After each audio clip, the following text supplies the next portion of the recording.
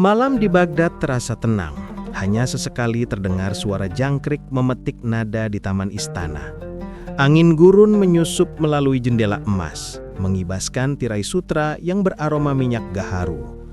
Para pelayan berjalan pelan di lantai marmer. Sandal mereka berderik lembut, pletok-pletok, nyaris tenggelam oleh gemericik air kolam istana.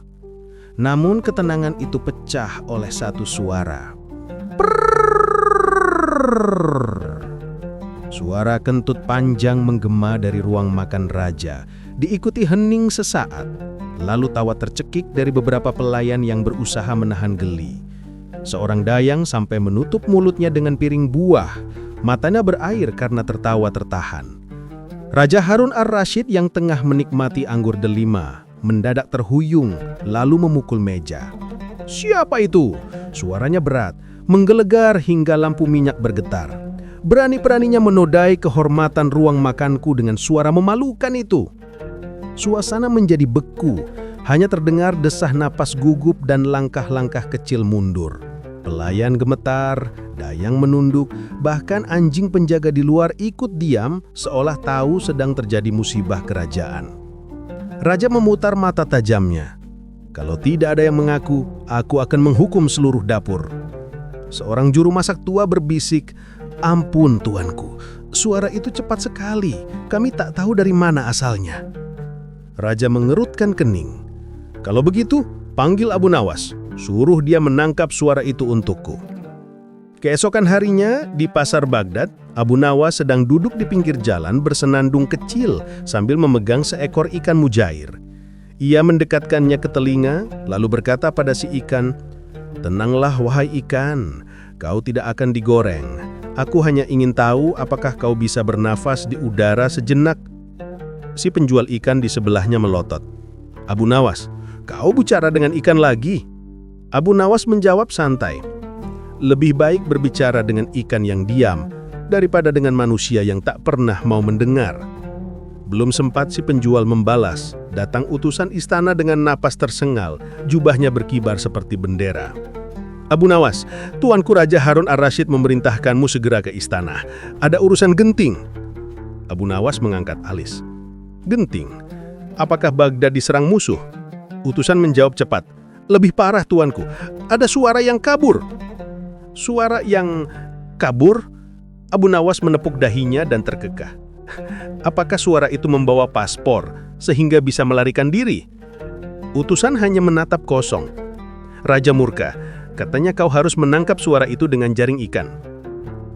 Beberapa saat kemudian Abu Nawas sudah berdiri di haula istana. Jaring ikan tergantung di bahunya masih meneteskan air asin dari pasar. Raja duduk di singgasananya, wajahnya muram tapi matanya penuh rasa ingin tahu.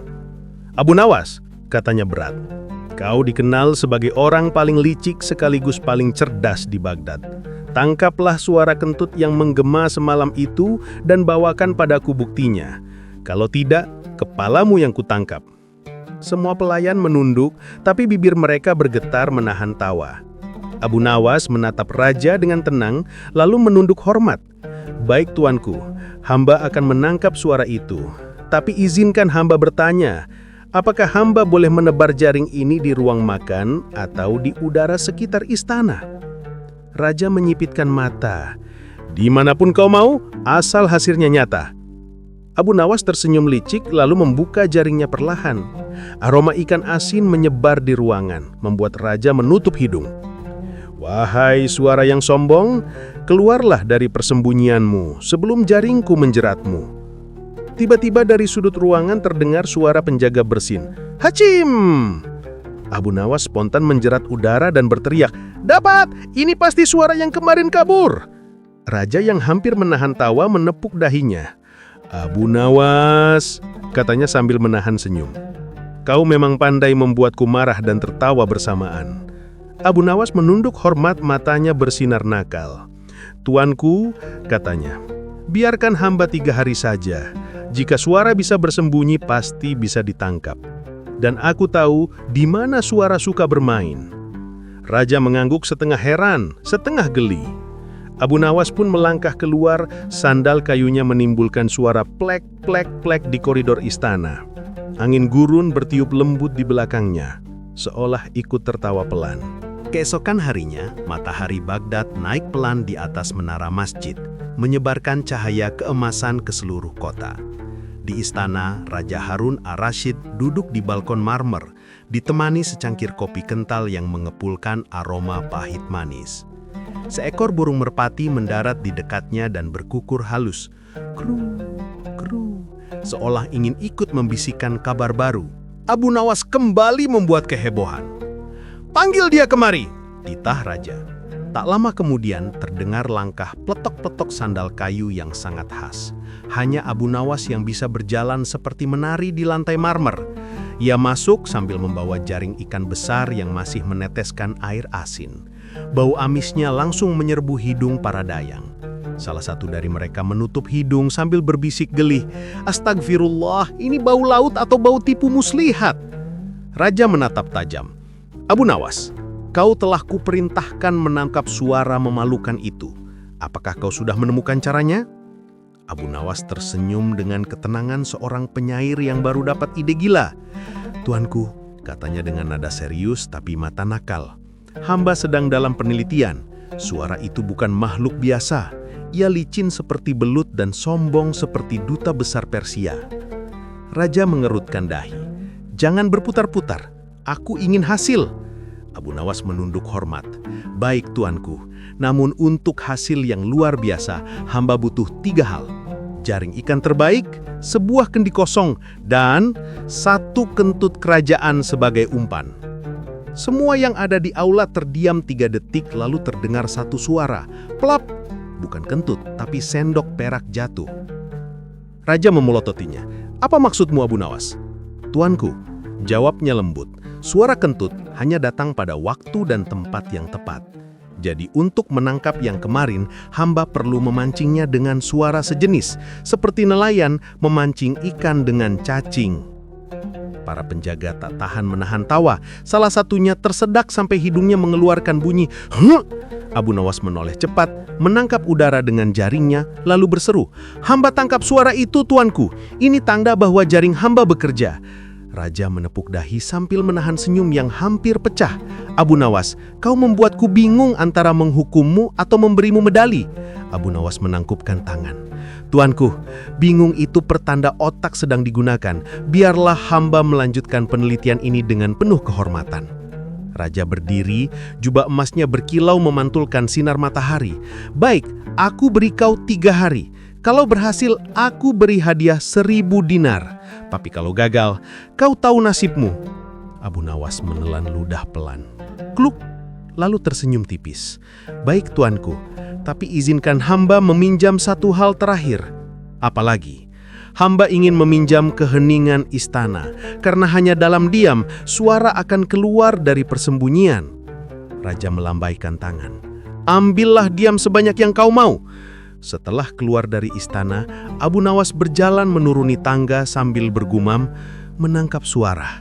Pekerjaan paling absurd sejak aku mencoba mengajari ayam berhitung." Ia berhenti di halaman istana yang ramai, lalu berdiri di bawah pohon kurma. Angin lewat, daun-daun bergesekan, menimbulkan bunyi seres-seres yang lembut. Ia menutup mata, mendengarkan dengan seksama, lalu tersenyum. Suara datang dari getaran. "Kalau getaran bisa ditangkap, berarti suara pun bisa dijebak," katanya lirih. Seekor kucing lewat, mengeong manja. "Meow, meow." Abu Nawas menunduk dan berkata, "Hei, kau mau membantu menangkap suara atau cuma minta sisa ikan?" Kucing itu menjawab dengan cakar di kakinya. "Kert, cert," mencakar pasir. "Bagus," kata Abu Nawas. "Itu juga suara. Kau paham konsepnya." Ia lalu melangkah ke pasar sambil mengibaskan jaring, menebarkannya ke udara seperti nelayan yang sedang memancing di langit. Orang-orang berhenti dan menatap heran. "Abu Nawas!" seru seorang pedagang kurma. "Apa kau sedang menangkap angin?" "Bukan," jawab Abu Nawas dengan wajah serius. "Hamba sedang menangkap suara dosa yang kabur dari istana."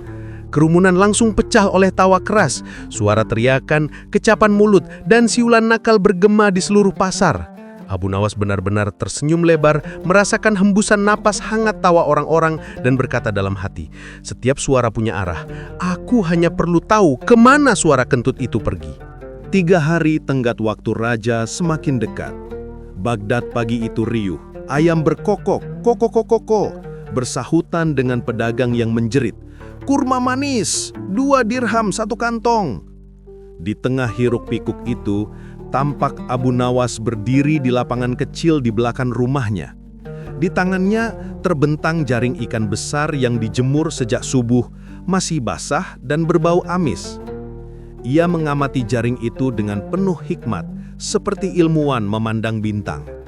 Lalu berbisik, "Wahai jaring, hari ini kau bukan sekedar penangkap ikan, kau akan menjadi penangkap suara." Angin meniup jubahnya pelan, membuatnya tampak seperti penyihir laut yang tersesat di padang pasir. Abu Nawas mengambil lonceng kecil dari tukang besi, menggantungkannya di setiap simpul jaring. Setiap kali jaring bergerak, terdengar bunyi kring, kring, kring yang membuat anak-anak kampung berdatangan. "Abu Nawas, kau sedang bikin perangkap jin ya?" tanya seorang bocah dengan wajah belepotan kurma. "Bukan jin," jawabnya sambil mengedip nakal, "tapi sesuatu yang lebih licin, suara kentut raja." Anak-anak spontan meledak tertawa.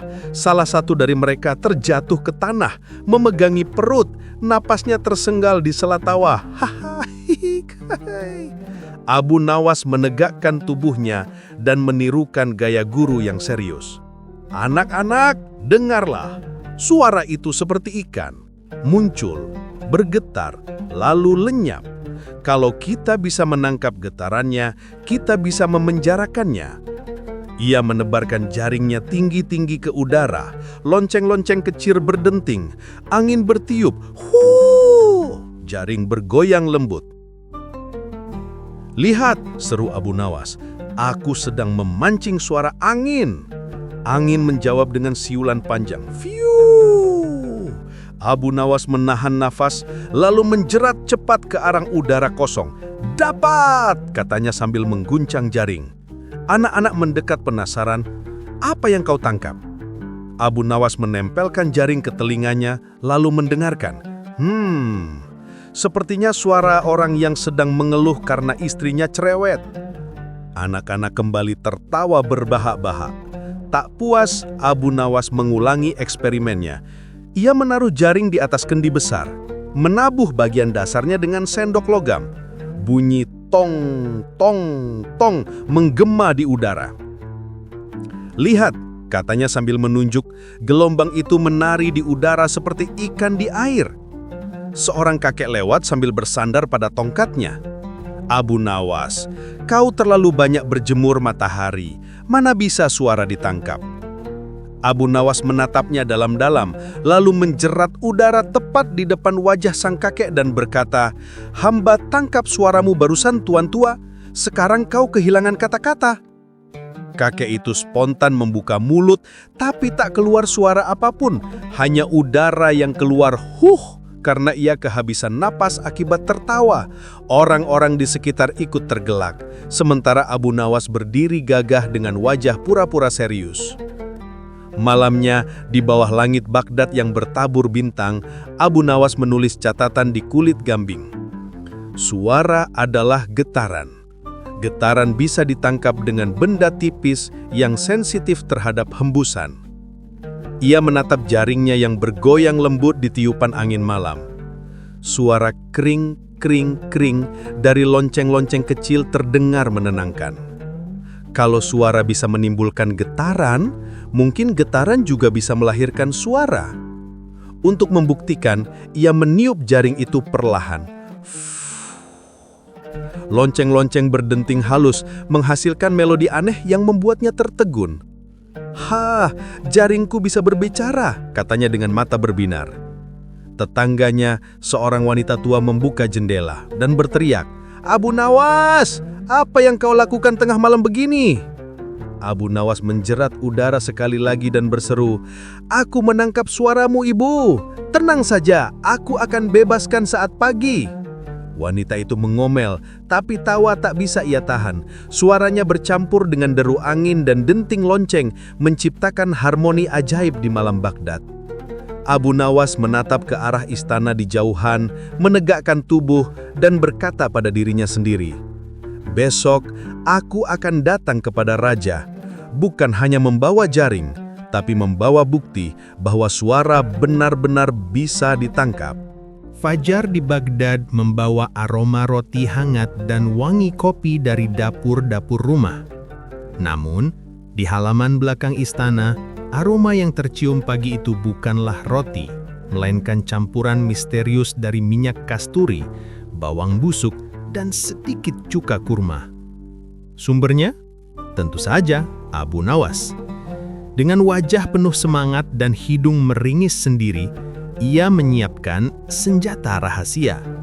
Ia menuang campuran itu ke dalam kendi tanah, lalu menaburkannya di dekat tirai ruang makan istana. Asap tipis mengepul, baunya menusuk, membuat dua penjaga terbatuk keras. "Abu Nawas, kau mau membuat istana jadi dapur bawang?" Abu Nawas tersenyum lebar. "Tenang, wahai penjaga. Bau ini bukan sembarang bau. Ini umpan untuk memancing suara kentut yang bersembunyi." Penjaga menatapnya seperti melihat orang kehilangan akal. "Suara dipancing dengan bau?" Abu Nawas mengangguk serius. "Tentu. Apa kau tak tahu? Suara kentut muncul karena aroma ingin keluar. Maka aku menyiapkan jalan pulangnya." Ia berkata sambil mengipasi udara dengan jaring ikan besar yang masih beraroma laut. Setiap kali ia melambaikan jaring, terdengar suara shush, shush, seperti hembusan angin yang marah. Raja Harun ar-Rasyid datang diam-diam ke aula, ingin melihat hasil kerja si licik ini. Ia bersembunyi di balik pilar, sementara dayang-dayang berbisik geli. Abu Nawas berdiri tegak di tengah aula dengan ekspresi seperti pemuka agama tengah memimpin ritual. Ia mengeluarkan seruling kecil dari sakunya dan berkata pelan, "Baiklah, wahai suara. Aku tahu kau bersembunyi di antara gema dinding. Dengarkan siulan panggilanku." Ia meniup serulingnya 3 nada. Fiu, fiu, fiu. Nada yang naik turun seolah sedang menggoda udara. Tiba-tiba, dari arah tirai terdengar suara panjang, penuh semangat, seperti jawaban dari makhluk gaib yang baru bangun tidur. Semua orang terpaku lalu pecah tawa. Seorang dayang hampir jatuh karena tertawa sambil menahan napas. Raja dari balik pilar menggigit bibirnya agar tidak tertawa keras-keras. Abu Nawas dengan gerakan cepat melempar jaring ke arah suara itu dan berteriak, "Dapat!" Jaring menempel di udara kosong, tapi Abu Nawas memperlakukannya seperti ikan hidup.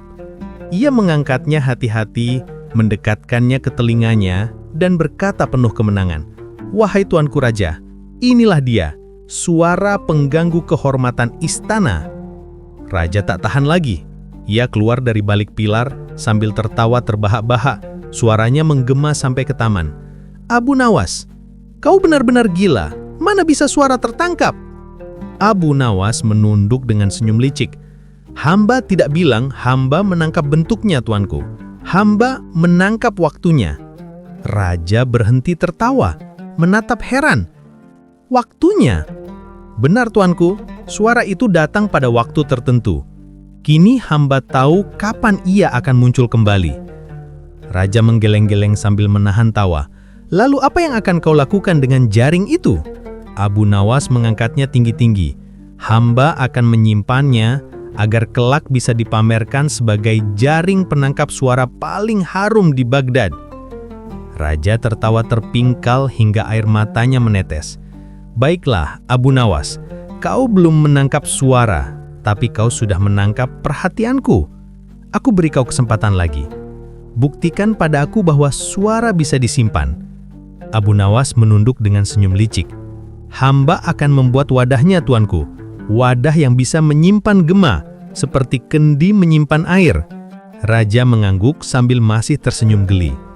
"3 hari lagi, aku ingin mendengar suara itu keluar dari wadahmu."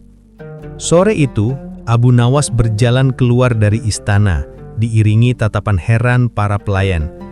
Sandal kayunya pletok-pletok menyentuh batu jalan. Ia menatap jaringnya yang masih menggantung di tangan, lalu berkata pelan pada diri sendiri, "Kalau angin bisa menembus tembok, berarti suara pun bisa disembunyikan di dalam wadah. Tinggal bagaimana cara memenjarakan napasnya." Ia menghirup udara dalam-dalam, aroma amis, cuka, dan kasturi masih menempel di hidungnya. Lalu bersiul lembut, "Fiu." Suara siulannya memantul dari dinding batu, membentuk gema kecil. Ia tersenyum. "Iya, aku sudah tahu caranya. Besok Baghdad akan mendengar suara yang disimpan dalam toples." 3 hari kemudian, suasana Baghdad mendidih oleh kabar yang aneh. Abu Nawas akan memperdengarkan suara yang ditangkapnya di dalam toples. Pasar-pasar ramai membicarakan hal itu. "Suara bisa disimpan seperti kurma?" tanya seorang pedagang kain sambil mengibas debu dagangannya.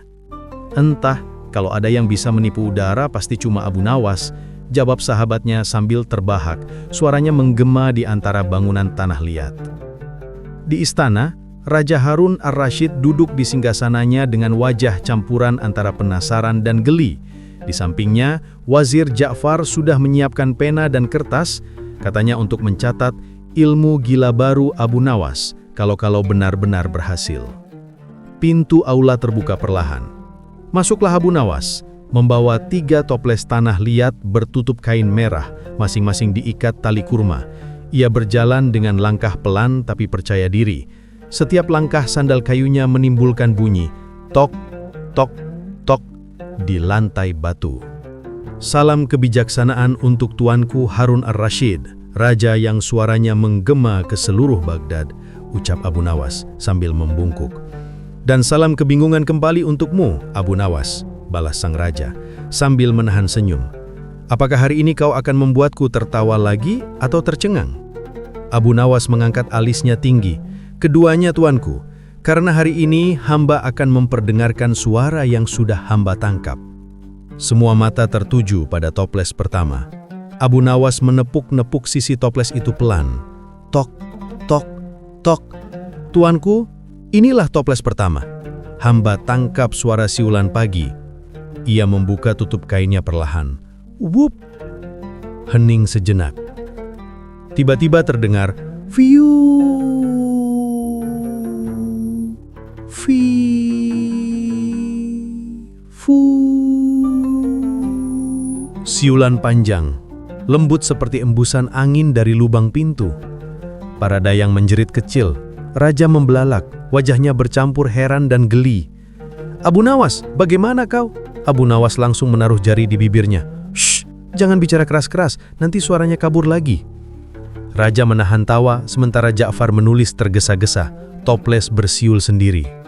Abu Nawas melanjutkan. Ia mengambil toples kedua.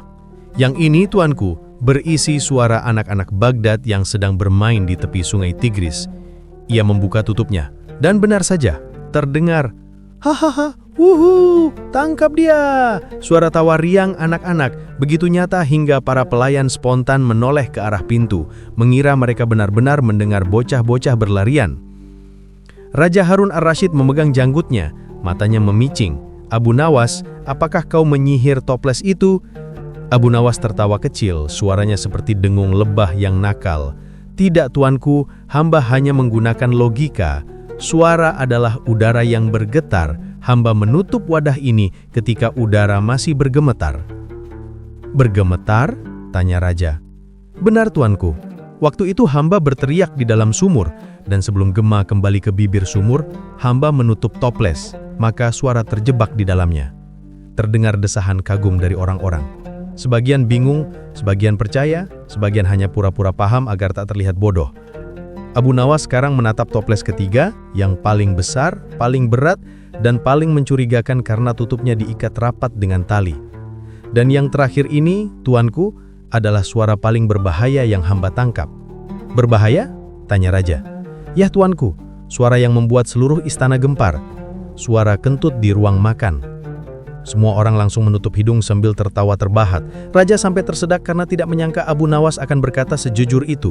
Abu Nawas memegang tutup toplesnya erat-erat, wajahnya pura-pura tegang. Hamba mohon, siapapun jangan mendekat. Sekali dibuka, suaranya bisa lepas dan mencemari kehormatan ruangan. Raja tak tahan lagi. Buka saja Abu Nawas. Aku ingin tahu seperti apa bentuknya suara itu.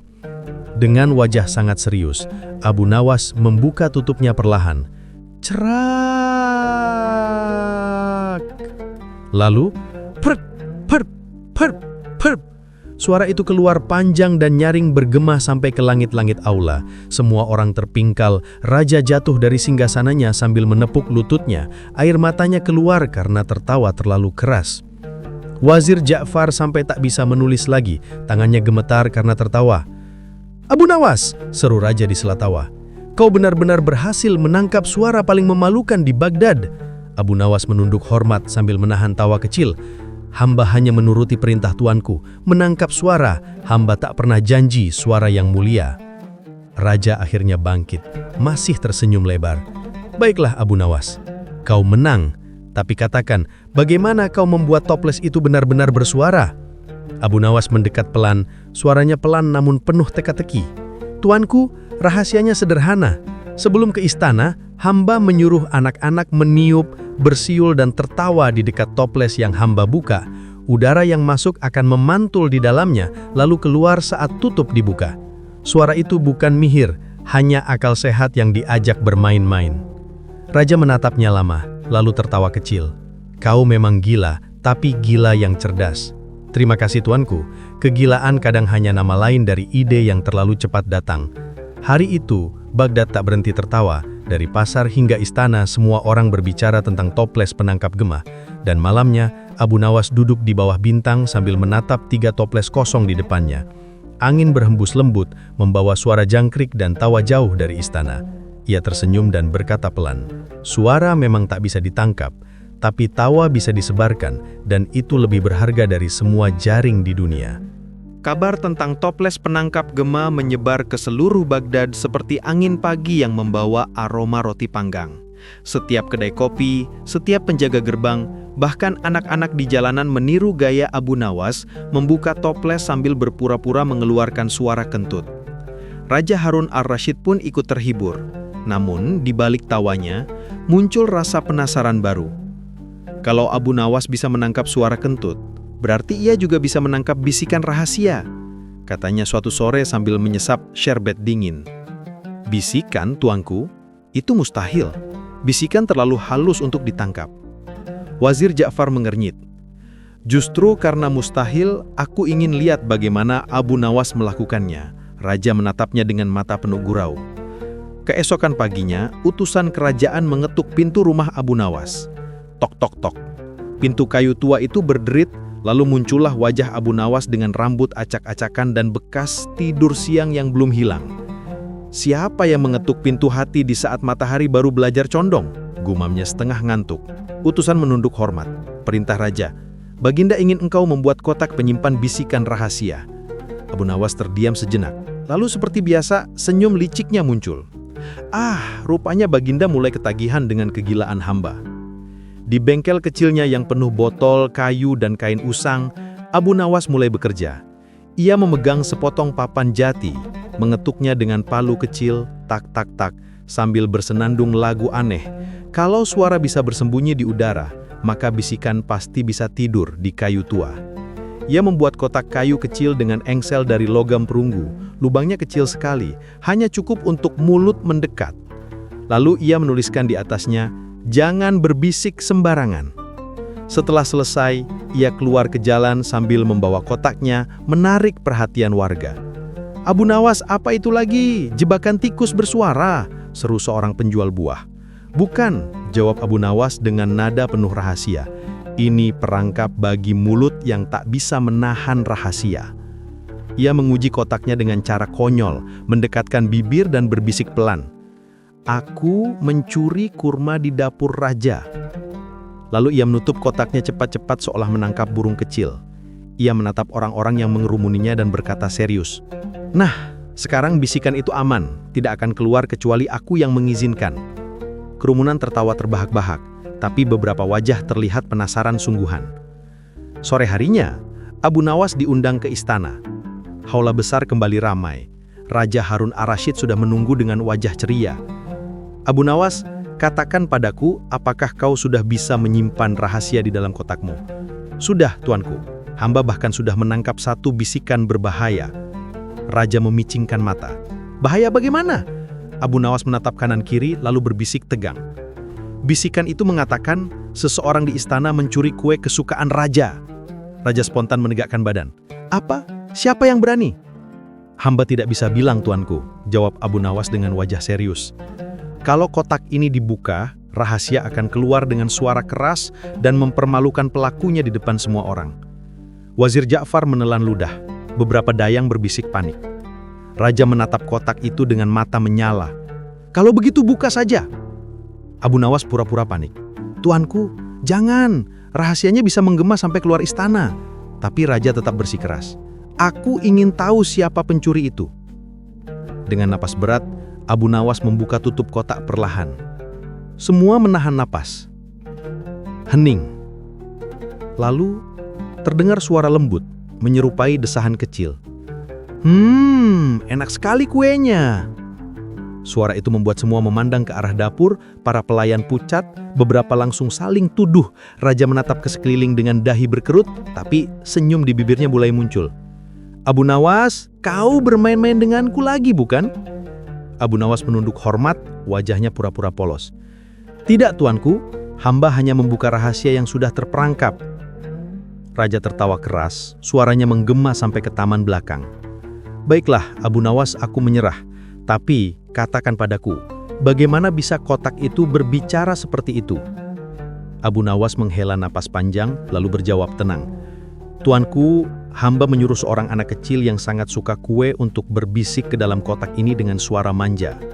Saat hamba buka tutupnya, udara keluar dan mengeluarkan gema bisikannya. Gema itu bukan sihir, hanya mainan dari getaran napas." Raja bertepuk tangan. "Luar biasa! Jadi, bukan bisikan rahasia yang kau tangkap, tapi rasa ingin tahu manusia yang tak bisa diam." Abu Nawas menunduk, menahan senyum nakalnya. "Betul sekali, tuanku. Kadang yang perlu dijebak bukan suara, tapi rasa ingin tahu itu sendiri." Hari itu, Raja memberi hadiah besar, sekantong emas dan izin untuk tidak membayar pajak selama sebulan. Ketika Abu Nawas keluar dari istana, ia mendengar suara orang-orang meniru gaya bicaranya. "Bisikan, bisikan, siapa yang mencuri kue?" Ia hanya tertawa, menepuk kotaknya yang kini kosong lalu berbisik pelan. Rahasia paling keras adalah tawa yang tak disimpan. Udara Baghdad sore itu dipenuhi aroma bunga jeruk dan suara tawa bersahutan. Dan di tengah hiruk-pikuk kota, Abu Nawas melangkah pelan, kotaknya bergoyang di tangan, seolah menyimpan seluruh rahasia Baghdad. Termasuk satu, bahwa semua ini hanya akal sehat yang dibumbui kelucuan. Beberapa hari setelah kotak penyimpan bisikan rahasia membuat seisi istana tertawa hingga perut kaku, Raja Harun ar-Rasyid kembali duduk di singgasananya dengan senyum licik. Di tangannya, secangkir syarbet delima berembun. Sementara pikirannya sibuk mencari cara baru untuk menjajal kecerdikan Abu Nawas. Abu Nawas sudah menangkap suara kentut, tawa, bahkan bisikan. Katanya pada Wazir Ja'far, "Kini aku ingin tahu apakah ia bisa menangkap suara yang tidak ada." Ja'far mengerutkan kening. "Maksud tuanku? Suara sunyi." Ja'far menatap raja lalu tertawa kecil. "Tapi tuanku, sunyi justru karena tidak ada suara." Raja tersenyum. "Justru itu yang menarik. Aku ingin tahu bagaimana Abu Nawas menjual ketidakadaan menjadi sesuatu." Keesokan paginya, Abu Nawas diundang ke istana. Ia datang mengenakan jubah yang sedikit lusuh tapi penuh percaya diri, sambil membawa kipas bambu dan sehelai karung goni di pundaknya. Raja tersenyum geli melihatnya. "Abu Nawas," katanya sambil meneguk syarbet, "aku ingin kau lakukan satu hal mustahil." Abu Nawas membungkuk, wajahnya tenang. "Segala yang mustahil, tuanku, biasanya hanya menunggu akal sehat yang cukup nekat." Raja tertawa kecil. "Bagus, maka dengarlah tantanganku. Aku ingin kau menangkap suara sunyi." Hening sejenak. Semua pelayan saling pandang, menahan tawa. "Menangkap apa, tuanku?" Tanya Abu Nawas pura-pura tak percaya. Suara sunyi, bawakan padaku keheningan yang bisa kudengar. Abu Nawas menatap lantai, mengelus janggutnya dan mengangguk pelan. Baiklah, tuanku, tapi hamba butuh satu tempat yang benar-benar tenang. Ambil yang kau mau, jawab raja dengan senyum penuh intrik. Dan hamba butuh semua orang di Baghdad diam selama sehari. Raja langsung menatapnya tajam. Hah? Mustahil. Abu Nawas tersenyum. Maka itu, tuanku, akan jadi suara sunyi paling mahal di dunia. Malamnya, Abu Nawas mulai berburu. Ia berjalan ke pinggir kota Baghdad, ke sebuah taman tua yang jarang dilewati orang. Hanya ada angin lembut, suara jangkrik, dan gelegar jauh dari sungai Tigris. Ia mengeluarkan karung goninya, menaruhnya di tanah, lalu duduk bersila. Matanya terpejam. Ia menarik napas pelan, lalu membiarkannya keluar dalam hembusan panjang. Semua terasa tenang, kecuali perutnya yang tiba-tiba berbunyi, krek. Abu Nawas membuka satu mata, mengerling ke langit. Haduh, suara perut pun ikut mengkhianati sunyi. Ia menepuk karungnya pelan. Dengar, wahai karung, kalau nanti aku diam, kau juga jangan batuk-batuk ya. Beberapa jam kemudian, angin malam berembus lembut. Semua menjadi hening. Tak ada jangkrik, tak ada burung, hanya desah napas dan detak jantungnya sendiri. Abu Nawas meraih karung itu, membuka mulutnya lebar-lebar dan berbisik. Masuklah wahai sunyi, tinggal dalam karung ini sebelum pagi datang. Lalu ia menutup karung itu rapat-rapat, mengikatnya dengan tali. Ia mendekatkannya ke telinga, mendengarkan. Tak ada apapun. Ia tersenyum puas. Pes, sempurna, sunyi tertangkap.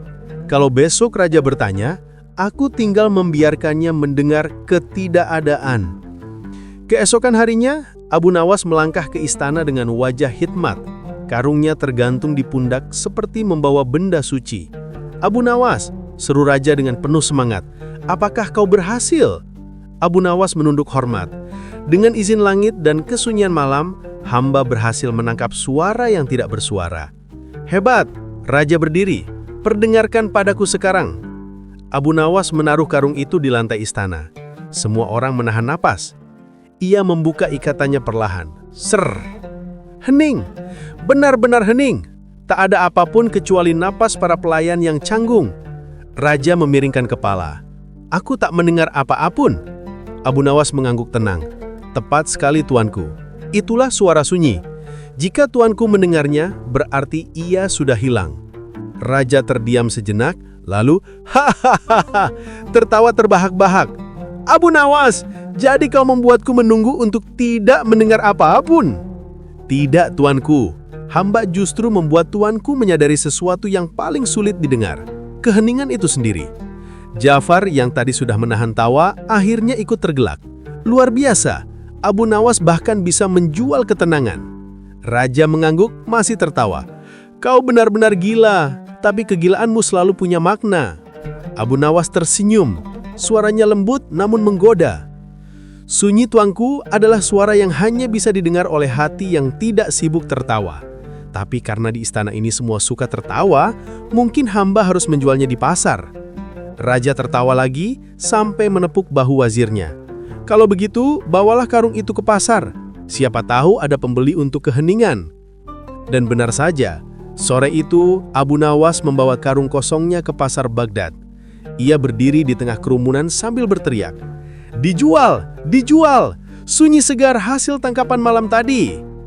Orang-orang menatap heran lalu tertawa. Ada yang pura-pura menawar. Berapa harganya, wahai penangkap angin? 1000 dirham, jawab Abu Nawas tanpa ragu. Tapi jika kalian berisik, sunyinya kabur. Semua tertawa semakin keras, justru membuat suasana pasar jadi riuh luar biasa. Abu Nawas tersenyum puas. Lihatlah, gumamnya. Sunyi memang tak bisa dijual, tapi bisa membuat orang lupa bersedih. Dan malam itu, saat pulang membawa karung kosong, ia berkata pelan sambil tersenyum ke langit Baghdad yang berkilau. Tugas selesai.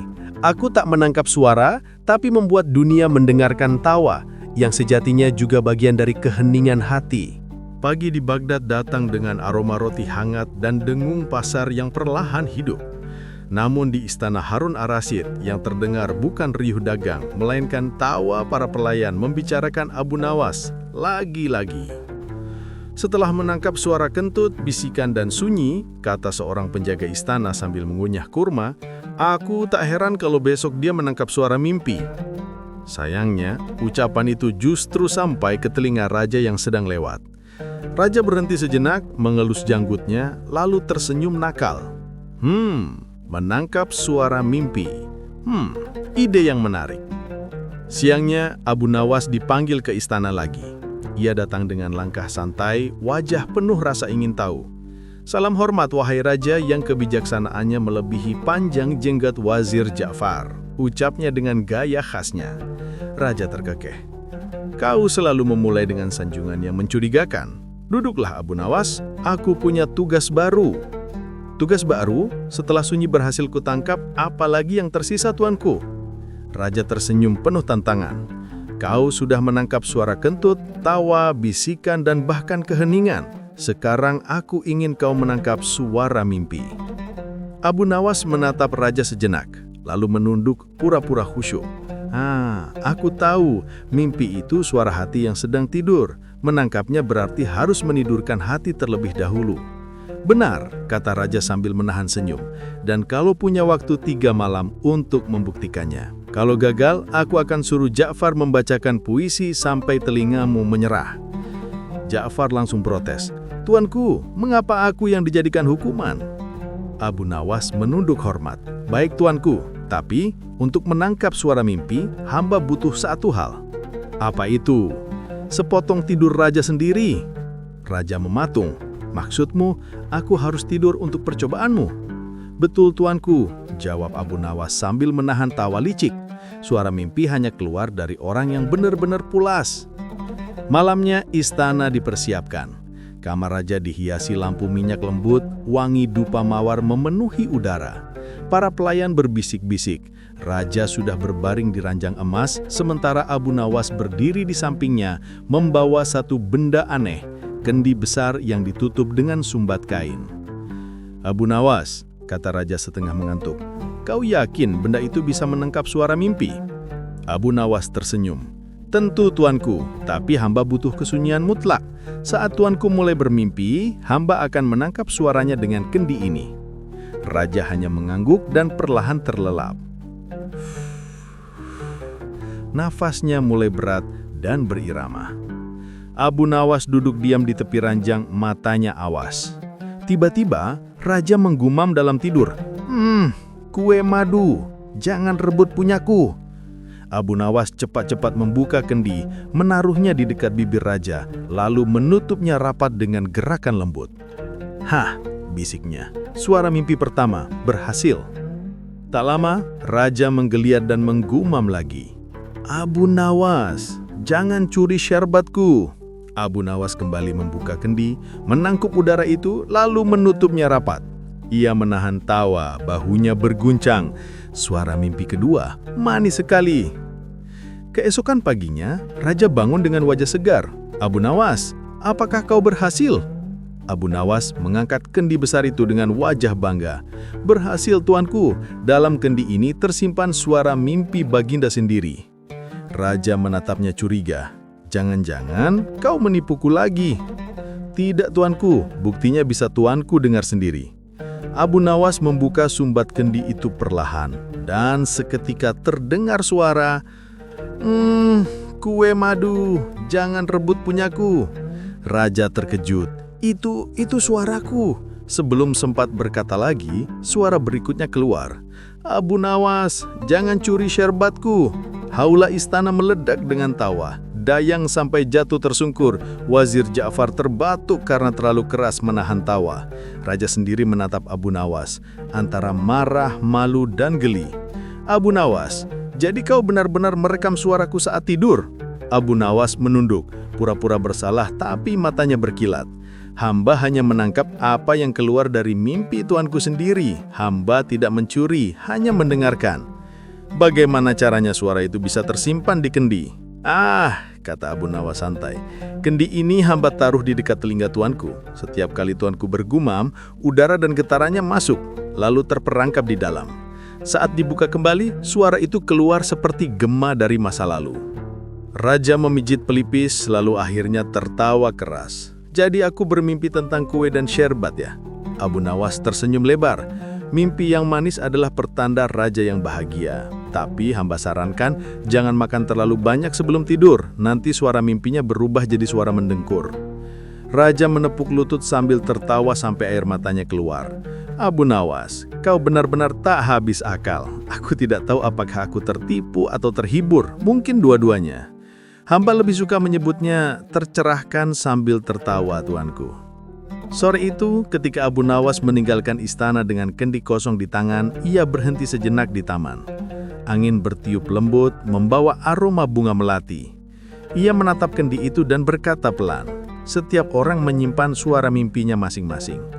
Bedanya, aku hanya berani mendengarkan, sementara yang lain sibuk menutup telinga." Ia menaruh kendi di tanah, lalu bersiul pelan. Dan gema siulan itu terdengar seperti tawa mimpi yang belum selesai. Sore Baghdad berwarna jingga madu, dan dari menara istana terdengar suara burung merpati yang berputar sambil bersiul lembut. Abu Nawas baru saja duduk di kedai teh langganannya, menyeruput perlahan minuman beraroma kapulaga. Di seberangnya, para warga membicarakan kisah terbarunya, si penangkap suara mimpi. "Konon dia bisa membuat kendi bicara," kata seorang pria tua dengan mata membelalak.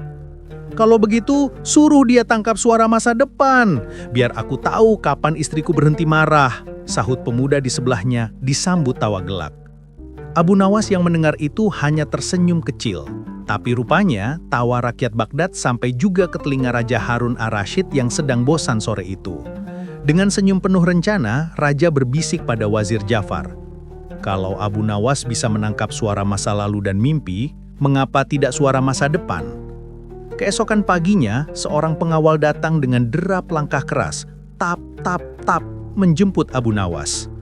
"Wah, aku baru meneguk setengah tehku," keluh Abu Nawas. "Apakah Raja rindu tawaku atau ingin memenjarakanku kali ini?" "Raja menunggumu di Balairung, Tuan Abu."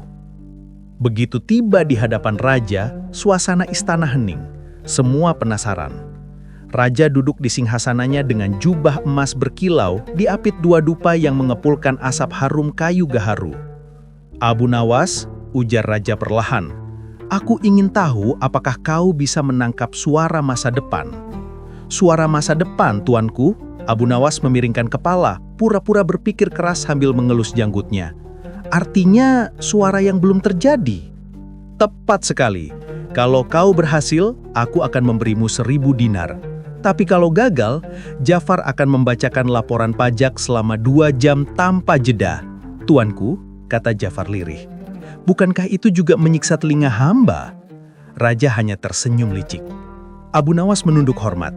"Baiklah tuanku, tapi untuk menangkap suara masa depan, hamba butuh 3 hal. Sebuah kendi kosong, sebuah tempat tinggi, dan waktu sebelum matahari terbit." Malam itu, langit Baghdad dihiasi bintang yang tampak seperti paku-paku cahaya di langit hitam. Abu Nawas naik ke menara tertinggi di kota, menara jam tua di tepi pasar. Dia membawa kendi besar dan seruling dari bambu tipis. Angin meniup jubahnya. Suh, seolah ingin ikut bermain. Abu Nawas menatap ke arah utara, lalu bersiul lembut. "Wahai masa depan, kalau kau memang suka bersembunyi di waktu yang belum datang, kirimkan aku sedikit suaramu." Ia meniup seruling dan nada panjang menggema lembut. Fi, fi, fi. Tiba-tiba dari kejauhan terdengar suara samar, klontang, seperti kendi jatuh, disusul tawa anak kecil dari arah jendela, dan ayam jantan berkokok padahal belum fajar. Abu Nawas menatap kendi di tangannya dengan mata berbinar. Ia cepat-cepat menutup sumbatnya rapat. Hah, mungkin itu dia suara masa depan. Keesokan harinya Abu Nawas kembali ke istana membawa kendi itu. Balairung ramai. Para pelayan, wazir, dan penjaga sudah berkumpul. Raja bertanya, "Jadi bagaimana? Apakah kau berhasil?" Abu Nawas mengangguk mantap. "Tentu tuanku, tapi jangan kaget dengan apa yang akan keluar." Ia membuka sumbat kendi perlahan. Dap! Tiba-tiba terdengar suara keras, kelontang, seolah sesuatu jatuh di ruangan lain, disusul tawa anak kecil dari arah jendela dan ayam jantan berkokok nyaring. Semua orang menatap ke sekeliling dengan bingung. "Dari mana suara itu?" tanya Raja. Belum sempat dijawab, brok, kendi kecil di sudut haula terguling jatuh, tepat seperti suara tadi. Raja berdiri terperangah. Itu suara yang keluar dari kendi tadi." Abu Nawas menyenyum. "Benar tuanku, suara masa depan adalah suara yang akan terjadi sebentar lagi. Kendi ini hanya mengeluarkan bayangan suara sebelum waktunya tiba." Jafar menelan ludah. "Jadi, kau tahu kendi itu akan jatuh?" Abu Nawas menatapnya dengan wajah serius, lalu berbisik, "Aku tidak tahu, tapi aku mendengar masa depan sedang menyiapkan kejutan kecil." Tiba-tiba dari arah luar haula terdengar teriakan pelayan. "Air di dapur tumpah!" Raja memutar kepala dengan kaget. "Itu juga dari masa depan." Abu Nawas mengangkat bahu. "Entahlah tuanku, tapi mungkin masa depan sedang haus." Para dayang langsung menahan tawa dengan menutup mulut. Raja menepuk dahinya dan tertawa keras. "Abu Nawas, aku tidak tahu bagaimana otakmu bekerja, tapi setiap kali kau muncul, istana ini jadi lebih hidup." Abu Nawas menunduk sopan. "Hamba hanya berusaha menangkap apa yang tidak bisa dilihat orang lain, tuanku. Kadang masa depan bukan untuk ditunggu, tapi didengar lebih dulu." Raja menatapnya dengan kagum. "Dan bagaimana kau tahu kapan masa depan bicara?" Abu Nawas menjawab pelan, "Saat semua orang berhenti tertawa, tuanku, karena hanya saat sunyi, masa depan berbisik." Ketika ia keluar dari istana, warga Baghdad sudah menunggunya di depan gerdan. Penasaran, "Abu Nawas, bagaimana bunyi masa depan kami?" tanya seorang anak kecil polos. Abu Nawas jongkok dan menatap matanya. "Masa depanmu?" katanya pelan. "Aku mendengarnya, terdengar seperti tawa, nyaring sekali." Anak itu tertawa riang, membuat orang-orang di sekitarnya ikut tersenyum. Dan benar saja, dari kejauhan terdengar suara pasar mulai hidup. Cah, celak, suara roda, teriakan penjual, dan bunyi piring-piring beradu. Abu Nawas berjalan pergi dengan langkah ringan sambil bersiul. Fiu, fi. Pagi di Baghdad berhembus dengan udara yang lembab dan lembut. Pasar mulai hidup dengan suara derap kaki unta, siulan pedagang, dan aroma bumbu yang melayang di udara. Namun, di tengah semua itu, Abu Nawas duduk termenung di tepi kolam istana. Matanya setengah terpejam, telinganya seolah mendengarkan sesuatu yang tak terdengar. "Abu Nawas, apa yang kau dengarkan?" tanya Jafar yang lewat sambil mengipasi diri. "Suara yang tidak diucapkan," jawab Abu tanpa membuka mata. Jafar mengerutkan alis. "Kalimatmu terdengar seperti teka-teki yang lupa disusun." Belum sempat Jafar bertanya lagi, datanglah seorang pengawal dengan langkah tergesa-gesa. "Tap-tap, tap-tap," sambil berteriak. "Raja memanggilmu, Abu Nawas." Beliau tampak murka dan sedikit penasaran. Abu tersenyum lebar. Dua hal yang indah jika datang bersamaan, amarah dan rasa ingin tahu. Di balerung istana, Raja Harun al-Rashid duduk dengan sorot mata tajam. Di sebelahnya berdiri seorang utusan dari negeri jauh. Ia membawa kabar penting, tetapi tidak satu kata pun keluar dari mulutnya. Raja menunjuk pria itu. "Abu Nawas, lihatlah. Utusan ini datang dari Persia. Ia ingin menyampaikan pesan rahasia kepadaku, tetapi ia bersumpah untuk tidak berbicara sepatah kata pun. Aku ingin kau menangkap suara yang tak pernah diucapkan darinya." Para penasihat langsung saling pandang. "Tuanku, itu mustahil," seru Ja'far. "Justru itu menarik," balas Raja dengan senyum sinis. "Hanya Abu Nawas yang bisa menipu logika dengan logika yang lebih lucu." Abu menunduk sopan, tapi bibirnya menahan tawa. "Baiklah tuanku, tapi untuk menangkap suara yang tak diucapkan, hamba butuh dua hal." "Apa itu?" "Kesunyian mutlak dan segelas syarbet dingin." Raja mengerutkan dahi. "Syarbet?" "Ya, tuanku. Suara yang tak diucapkan biasanya malu-malu. Hamba butuh kesegaran agar bisa berpikir lebih bening dari air syarbet." Raja menghela napas panjang lalu bertepuk tangan. Pelayan datang membawa syarbet mawar yang berembun. Abu meneguknya pelan, lalu menatap utusan Persia dengan tajam. Abu berdiri di hadapan utusan itu yang hanya memandang tanpa suara. "Baiklah," kata Abu, "karena kau tak ingin bicara, biarkan matamu yang berbicara." Ia berjalan memutari utusan itu perlahan. Tap, tap, tap, seolah menilai seekor burung eksotis. Tiba-tiba, ia berhenti, mendekat lalu menatap sorban si utusan. Ada yang berbunyi di sini," gumamnya, lalu mengangkat telinganya dekat dada pria itu.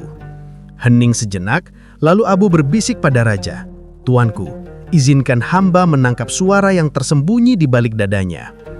Ia mengeluarkan kendi kecil, membukanya pelan, lalu menaruhnya di depan utusan. "Sekarang, biarkan diam berbicara," katanya lembut. Semua orang menahan napas.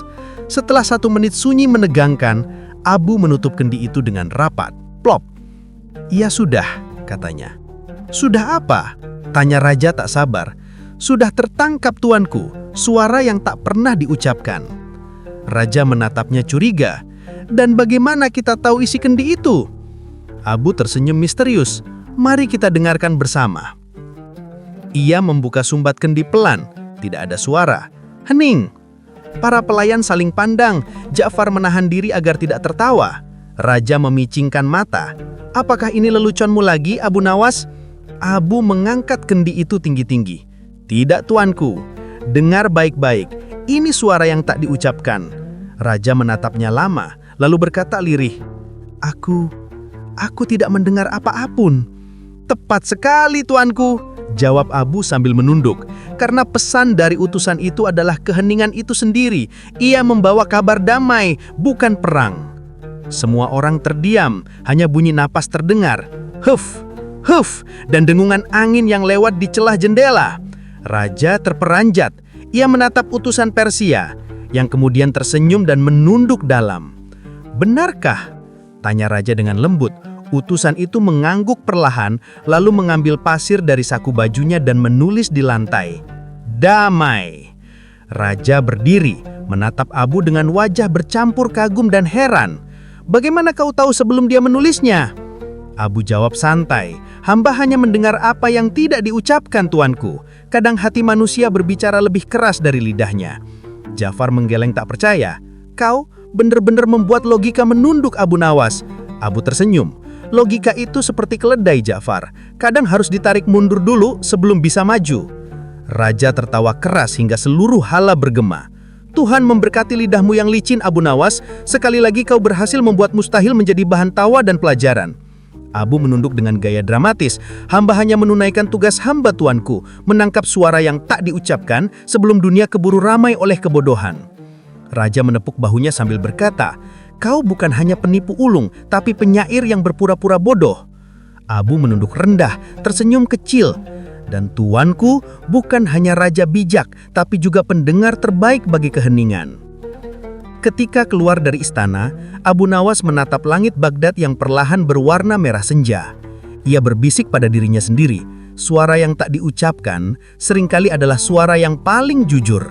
Seekor burung melintas di atasnya mengepapkan sayap dengan suara lembut, "War-war," dan Abu menatapnya sambil tersenyum. Lihat, bahkan burung pun tak perlu berkata untuk membuat langit mengerti. Sore itu, Baghdad terasa lebih sunyi dari biasanya.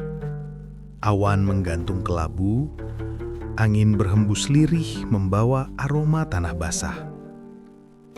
Di istana, Raja Harun ar-Rasyid duduk termenung di berandanya, menatap taman yang dipenuhi bunga layu. Tak seperti biasanya, wajah sang khalifah tampak murung. Abu Nawas, yang kebetulan datang untuk mengantarkan kendi baru hasil kreasinya, melihat perubahan itu. Ia berjalan perlahan mendekat sambil berdaham pelan. Ehem, cukup sopan untuk tidak mengagetkan. "Wahai tuanku," katanya dengan nada lembut. Hari ini langit Baghdad tampak meniru wajah Baginda. Mendungnya lembut tapi terasa berat. Raja menoleh dengan senyum kecil. "Kau datang di waktu yang aneh, Abu Nawas. Hari ini hatiku terasa sesak. Hamba datang di waktu yang tepat, tuanku, karena tugas seorang penghibur bukan menunggu tawa, tapi menemukan maknanya di tengah kesedihan." Raja menghela napas panjang. Tadi pagi ku dengar rakyat di distrik timur kehilangan rumah karena kebakaran. Aku ingin tahu seperti apa suara kesedihan mereka. Aku ingin kau menangkapnya, Abu Nawas, agar aku bisa mendengarkan dan tidak menjadi raja yang tuli terhadap tangisan rakyatnya. Ruangan hening. Bahkan angin pun seperti berhenti di ambang jendela. Abu Nawas menatap raja lama, lalu menjawab pelan. Hamba akan melakukannya, tuanku. Tapi hati-hatilah. Suara kesedihan tidak selalu terdengar dengan telinga. Malam itu Abu Nawas berjalan menuju distrik timur Baghdad. Api sudah padam. Hanya tersisa arang, batu hitam, dan bau asap yang masih menggantung di udara. Anak-anak duduk di antara puing rumah mereka. Beberapa menangis, sebagian terdiam tanpa suara. Abu menatap mereka, lalu duduk di tanah, menyalakan lentera kecil. Ia mengeluarkan kendi dari karungnya lalu berkata lirih, "Wahai suara yang tersembunyi dalam luka, keluarlah dengan lembut. Aku hanya ingin mendengarkanmu sebentar." Tak ada jawaban, hanya bunyi serangga malam. Krek, krek, krek, dan hembusan angin yang melewati reruntuhan. Abu menunduk, lalu menatap seorang anak kecil perempuan yang memeluk boneka lusuhnya. "Apa yang kau rindukan, nak?" tanyanya pelan. Anak itu menatapnya, suaranya nyaris tak terdengar. "Rumahku dan suara ibu memanggilku." Abu membuka kendi, menaruhnya di depan anak itu. "Katakan dalam hatimu saja, kendi ini akan mendengarkan." Anak itu memejamkan mata, air matanya jatuh perlahan. Tetes, tetes, dan Abu menutup kendi itu rapat. "Sudah cukup," katanya lembut. "Terima kasih, nak." Ia berjalan ke arah lain, mendekati seorang lelaki tua yang menatap langit kosong. "Engkau kehilangan rumah?" tanya Abu. Lelaki itu menggeleng, "Tidak, tapi aku menghilangkan suara istriku. Ia meninggal pagi tadi." Abu diam sejenak lalu membuka kendi lagi. "Biarkan kenanganmu berbicara. Tak usah berkata." Lelaki tua itu hanya menghela napas panjang, dan Abu menutup kendi itu lagi. Keesokan paginya, Abu kembali ke istana membawa kendi itu. Ia meletakkannya di hadapan raja dengan hati-hati. "Tuanku," katanya pelan, "suara kesedihan sudah hamba tangkap. Tapi sebelum mendengarnya, mohon Baginda duduk dengan hati yang tenang." Raja menegakkan tubuhnya. Seluruh istana menahan napas. Abu membuka sumbat kendi perlahan, dan yang keluar bukan tangisan, bukan rintihan. Yang terdengar hanyalah suara napas yang berat, disusul helaan panjang dan setetes air jatuh. Tetes, tetes. Raja memejamkan mata. Ia mendengar keheningan yang menusuk hati. "Abu Nawas," katanya akhirnya, "aku tidak mendengar tangis, tapi dadaku terasa sesak."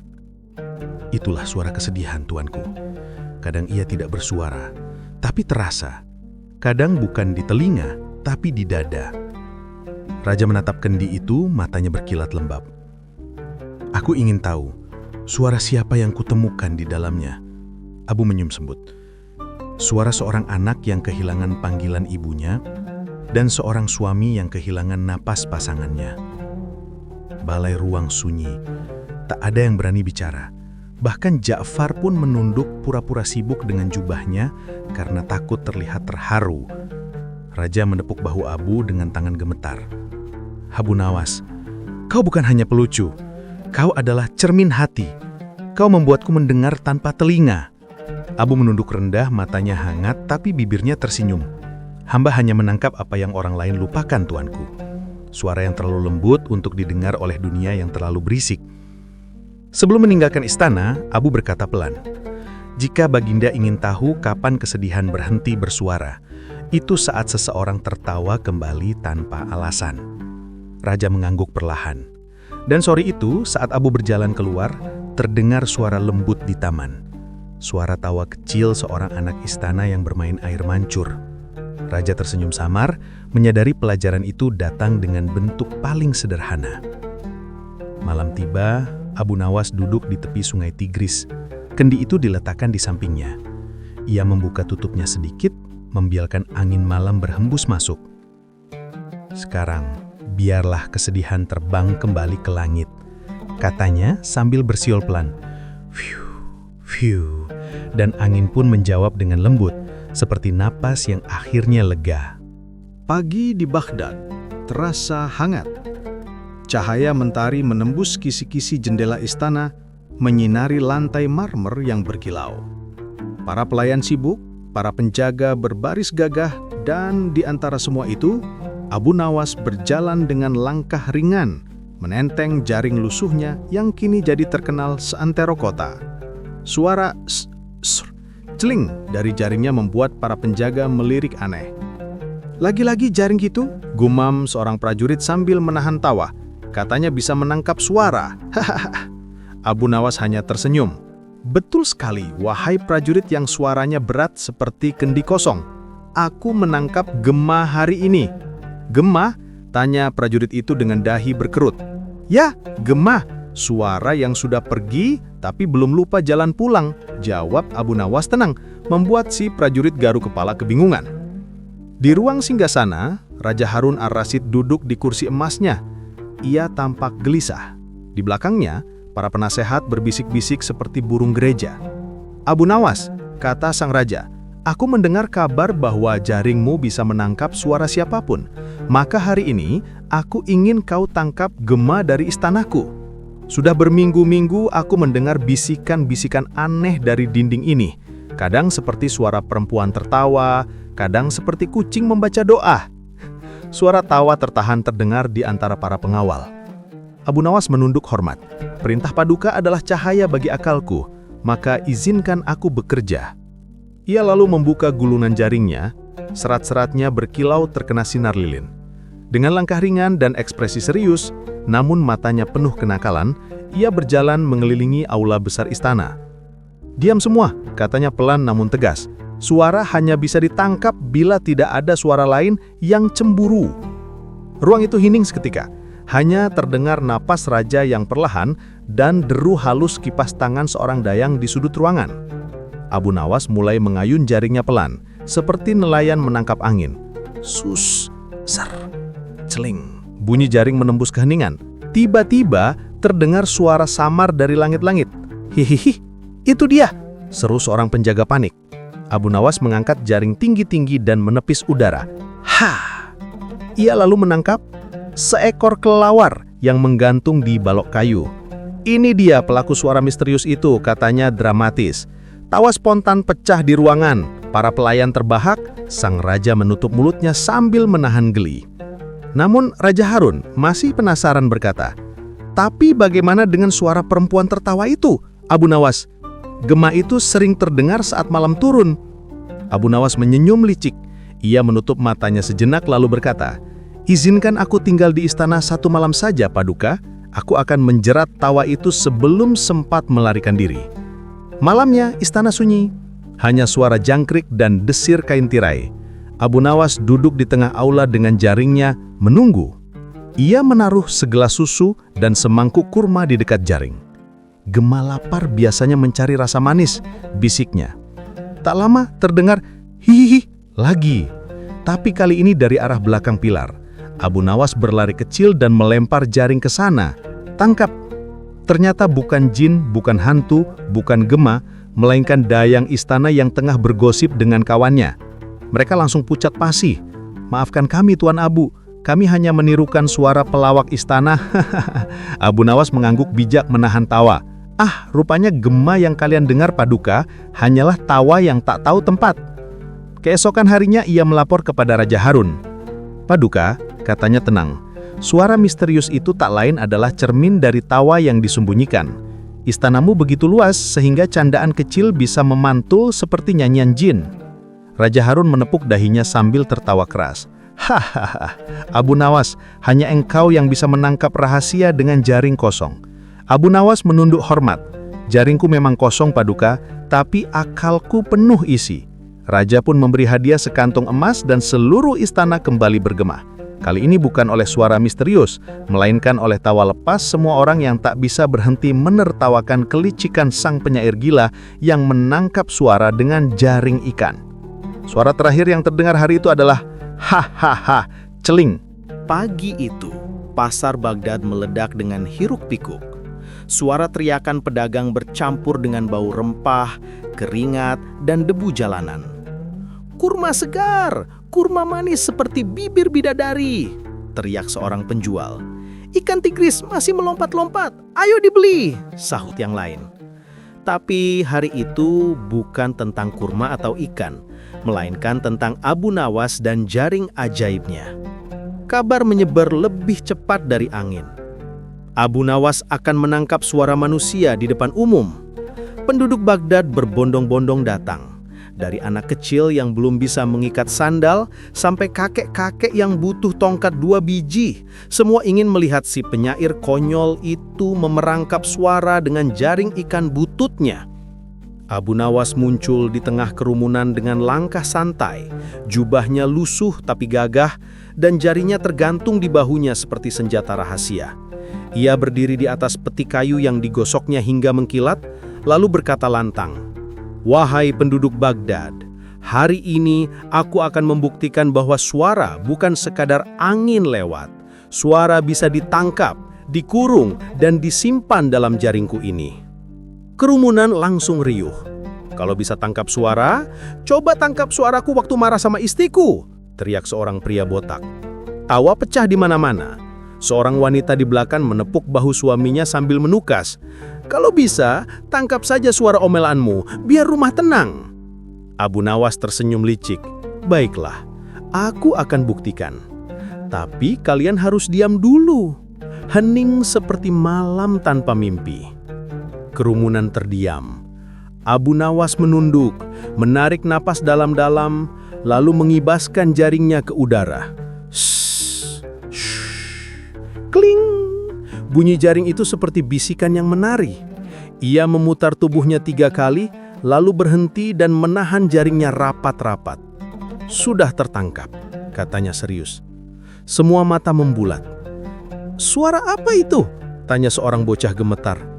Abu Nawas menatap jaringnya seolah berisi rahasia dunia. Lalu berkata, "Suara tawa kalian yang kutangkap semalam. Sekarang lihatlah." Ia membuka sedikit jaringnya itu.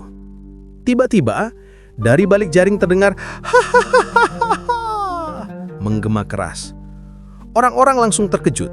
"Astagfirullah, jaringnya betulan bisa tertawa." Padahal, tak jauh dari situ 2 murid kecil Abu Nawas, Ali dan Jabir, bersembunyi di balik tumpukan karung gandum sambil meniup tabung bambu panjang yang ujungnya tersambung ke dalam jaring. Lewat lubang kecil, mereka menahan tawa sampai pipi mereka merah. "Lihat," kata Abu Nawas dramatis, "suara tawa bisa ditangkap. Tapi jangan lupa, suara juga bisa dibebaskan." Ia mengayunkan jaring tinggi, lalu membuka semuanya. Seketika suara hahaha menggema lagi dan menghilang di udara. Orang-orang bertepuk tangan keras, beberapa bahkan berteriak, "Allahu Akbar, ini mukjizat." Namun ada juga yang curiga. Seorang penjual kambing dengan jenggot lebat maju ke depan. "Abu Nawas, kalau kau benar bisa menangkap suara, tangkap suara kambingku yang hilang semalam. Suaranya serak, tapi aku rindu suaranya." Kerumunan tertawa. Tapi Abu Nawas mengangkat tangan. "Boleh, tapi suara kambing serak butuh syarat." "Apa syaratnya?" tanya si penjual.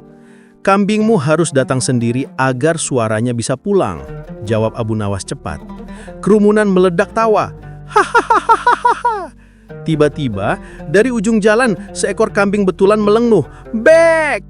dan berjalan pelan ke arah mereka. Semua terkejut. "Lihat, kambingnya datang!"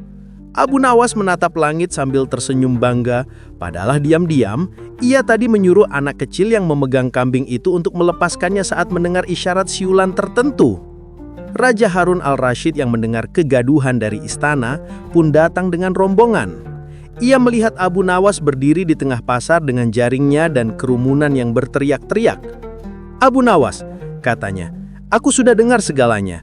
Kau memang gila, tapi gila yang membuat Baghdad hidup.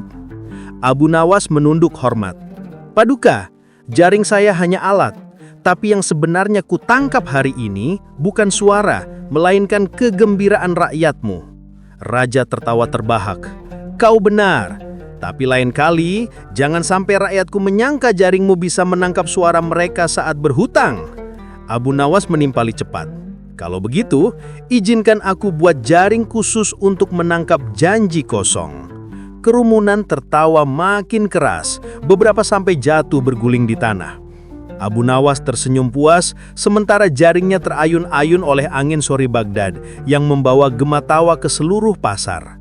Suara itu melayang tinggi, seperti ingin berkata, di Baghdad, bahkan kebohongan bisa jadi kebijaksanaan kalau diucapkan Abu Nawas.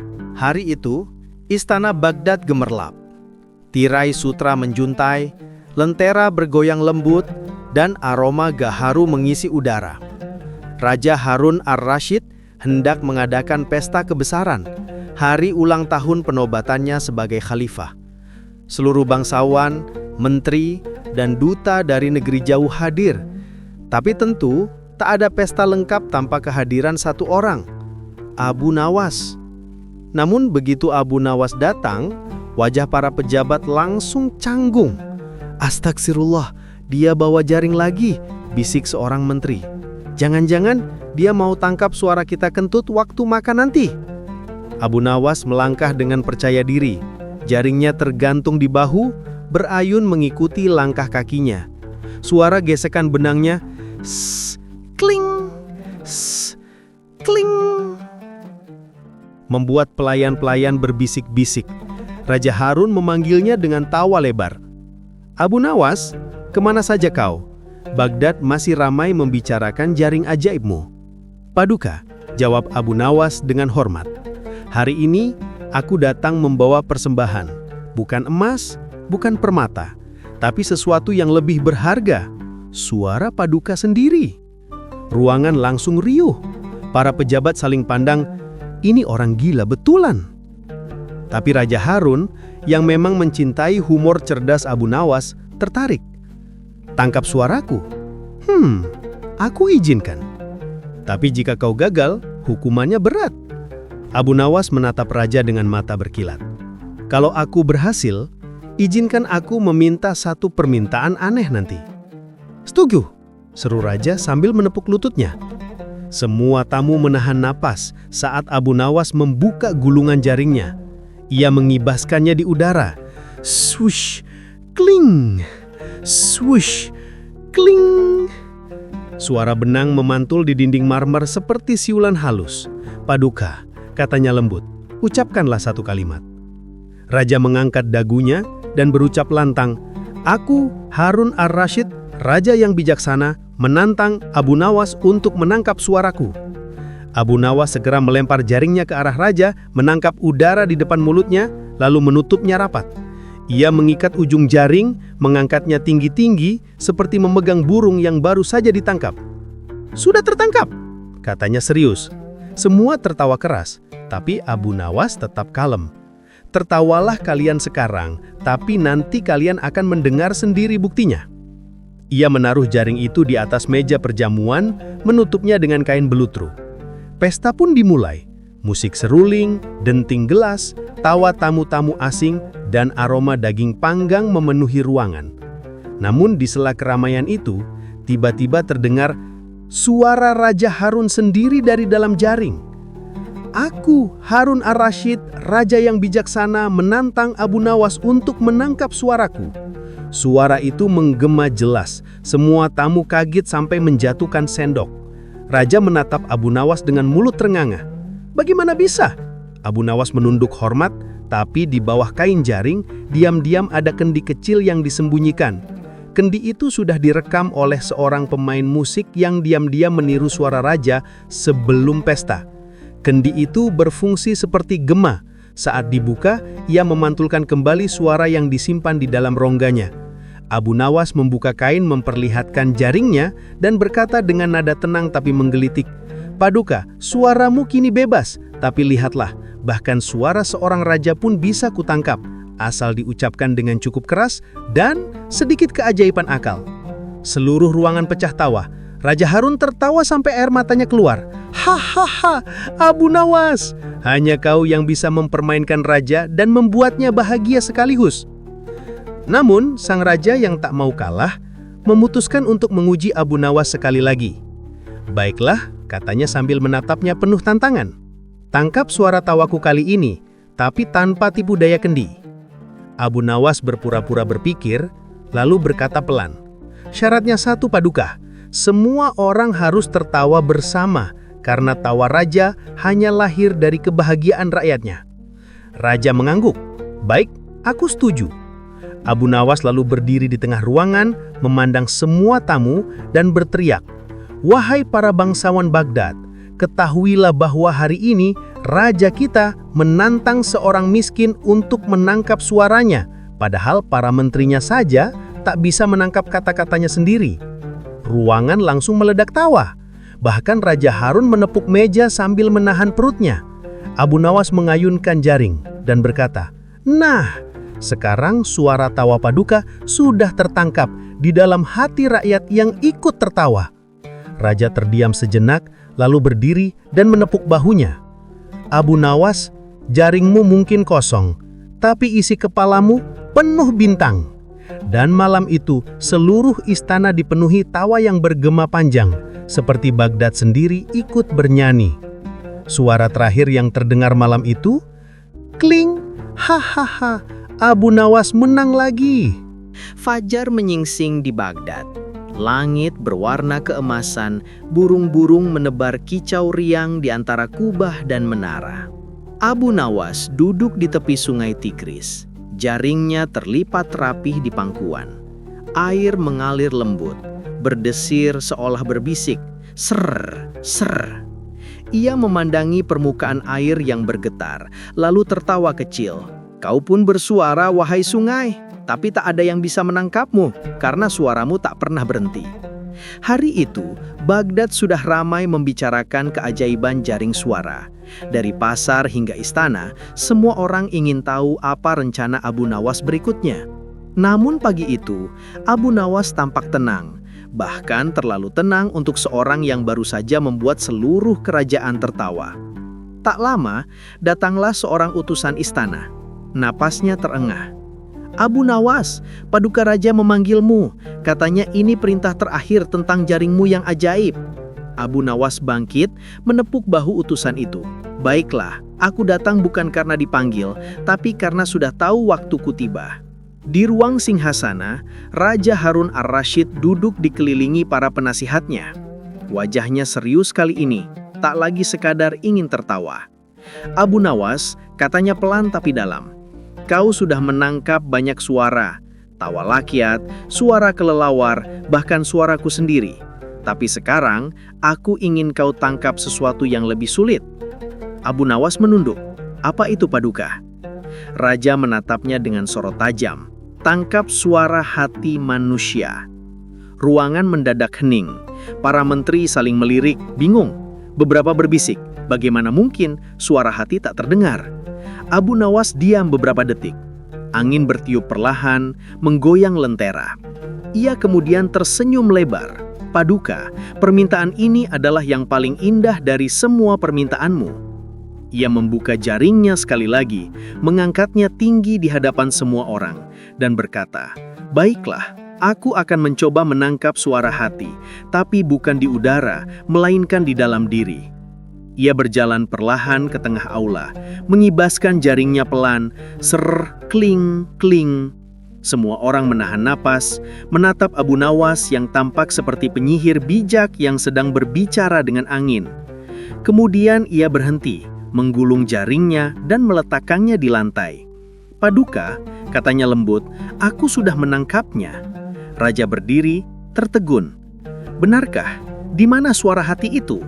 Abu Nawas menunjuk dadanya sendiri. "Di sini, karena suara hati manusia tak bisa ditangkap oleh jaring, tak bisa disimpan di kendi, dan tak bisa ditiru oleh siapapun. Ia hanya bisa didengar oleh mereka yang berhenti bicara dan mulai merasa." Semua orang terdiam.